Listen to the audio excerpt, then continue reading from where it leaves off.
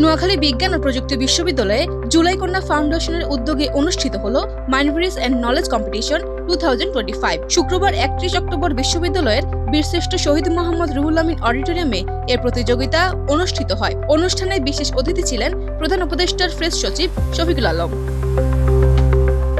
গণঅভ্যুত্থানে নারীদের ভূমিকার কথা তুলে ধরে শফিকুল আলম বলেন, স্বৈরাচার পতন ও গণঅভ্যুত্থানে পুরুষদের পাশাপাশি নারীরাও কাঁধে কাঁধ মিলিয়ে লড়েছেন। এখন আর নারীরা পিছিয়ে নেই, সমাজের প্রতিটি ক্ষেত্রে তারা নেতৃত্ব দিচ্ছে।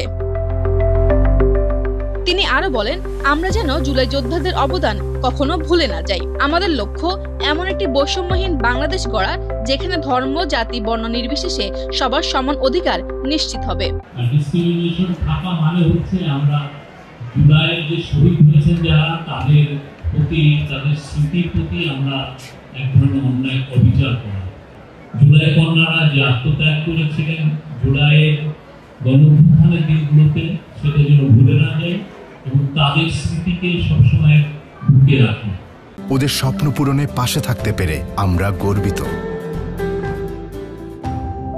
অনুষ্ঠানে সভাপতিত্ব করেন জুলাই কন্যা ফাউন্ডেশনের সভাপতি জানাতুল নাইম প্রমে। প্রধান পৃষ্ঠপোষক ছিলেন নোয়াখালী বিজ্ঞান ও প্রযুক্তি বিশ্ববিদ্যালয়ের মাননীয় উপাচার্য প্রফেসর ডক্টর মোহাম্মদ ইসমাইল। প্রতিযোগিতা শেষে বিজয়ীদের হাতে পুরস্কার তুলে দেওয়া হয়।